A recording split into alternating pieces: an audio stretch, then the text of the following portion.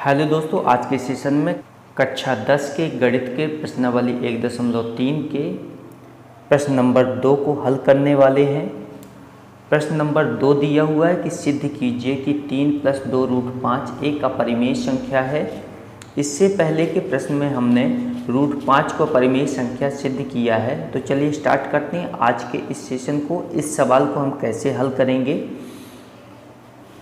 तो इसमें भी हम उसी प्रकार से मान के चलेंगे कि माना p/q एक परिमेय संख्या है। इसे आप a/b भी मान सकते हैं, एक परिमेय संख्या है। हम यहाँ पर कल्पना कर रहे हैं कि p/q एक परिमेय संख्या है, तो यह भी एक परिमेय संख्या होगी। इसके विपरीत बात कर रहे हैं, तो हम मानेंगे माना p/q एक परिमेय संख्या है। अब इसको इसके जस्ट सामने दिखाएंगे, और जैसे सामने दिखाएंगे तो यहाँ पर आप देख सकते हैं कि यहाँ पर ये नंबर जो है अचर पद है, तो इसको हम यहाँ से हटाएंगे तो ये बन रहा है p/q - 3।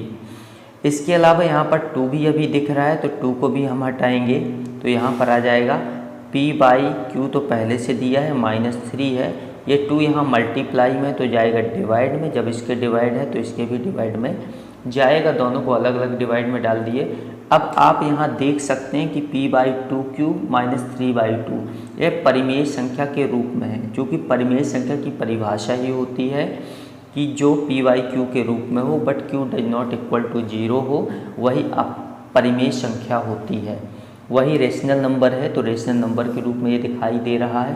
तो हम यहाँ लिखेंगे p/2q, चूँकि p/2q ऋण 3/2 एक परिमेय संख्या है।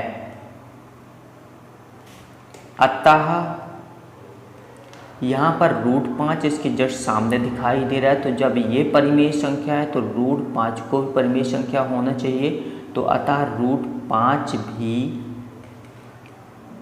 एक परिमेय संख्या होगी, परिमेय संख्या होगी,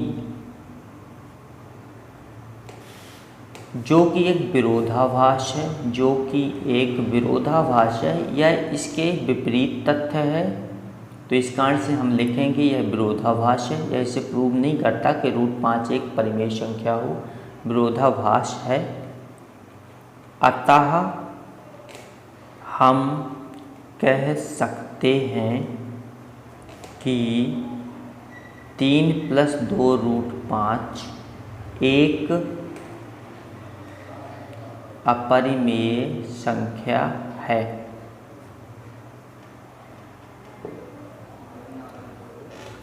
तो इस सवाल को हम एकदम समान तरीके से हल कर सकते हैं। सबसे पहले हमें p/q के बराबर इसे मान लेना है, p/q एक परिमेय संख्या मान लेना है, इसे p/q के बराबर मान लेना है। फिर इसमें 3 को ट्रांसफ़र कर देंगे तो प्लस में तो ये माइनस में जाएगा, और उसके बाद हम इसे 2 को भी ट्रांसफ़र कर देंगे तो 2 यहाँ मल्टीप्लाई में तो डिवाइड में जाएगा, तो p/2q हो जाएगा 3/2। अब आप देख सकते हैं कि एक परिमेय संख्या है, तो इसको लिख देना है।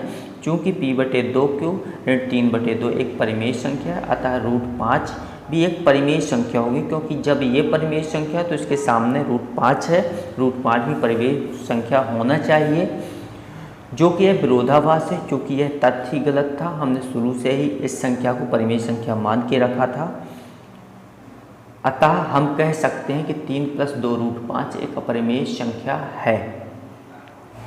इसका नेक्स्ट क्वेश्चन दिया हुआ है कि सिद्ध कीजिए कि 1/√2 एक अपरिमेय संख्या है। ये भी एकदम सामान्य सा प्रश्न है। इसमें मानेंगे कि माना p/q एक परिमेय संख्या है। इसको भी हमने उसी प्रकार से माना है जैसे हमने √5 के लिए माना था, परिमेय संख्या है। इसको जस्ट आमने सामने दिखाना है, तो आप देख सकते हैं जैसे हमने आमने सामने p/q के सामने दिखा दिया, तो आप यहाँ पर स्पष्ट दिख रहा है कि p/q एक परिमेय संख्या हमने मान के चला है। तो हम लिखेंगे चूँकि p/q एक परिमेय संख्या है, परिमेय संख्या है, अतः 1/√2 एक परिमेय संख्या होगी, परिमेय संख्या होगी, जो कि एक विरोधाभास है, जो कि एक विरोधाभास है, क्योंकि रूट तो किसी प्रकार से भी परिमेय संख्या नहीं हो सकती, जो कि एक विरोधाभास है। अतः हम कह सकते हैं कि 1/√2 एक अपरिमेय संख्या है, अपरिमेय संख्या है।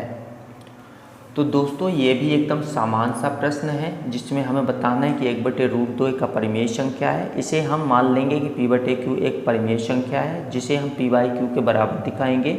और यहाँ पर स्पष्ट रूप से दिख रहा है कि p/q एक परिमेय संख्या है, जिसे हमने माना है।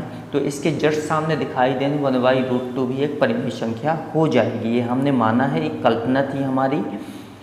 तो हम इसे लिखेंगे p/q एक परिमेय संख्या है, अतः 1/√2 भी एक अपरिमेय संख्या होगी, जो कि एक विरोधाभास है। यह एक गलत कल्पना हो जाएगी हमारी। अतः हम कह सकते हैं कि 1/√2 एक अपरिमेय संख्या है। इस प्रकार से इस प्रश्न को हम हल करेंगे। तो आई होप आज का सेशन आपको समझ में आया होगा। आज के सेशन में हमने प्रश्नावली 1.3 के प्रश्न नंबर 2 और प्रश्न नंबर 3 के पहले प्रश्न को हल किया है। नेक्स्ट सेशन में हम प्रश्न नंबर 3 के दूसरे और तीसरे प्रश्न को हम हल करेंगे। तो चलिए मिलते हैं नेक्स्ट सेशन में। तब तक के लिए जय हिंद, जय भारत।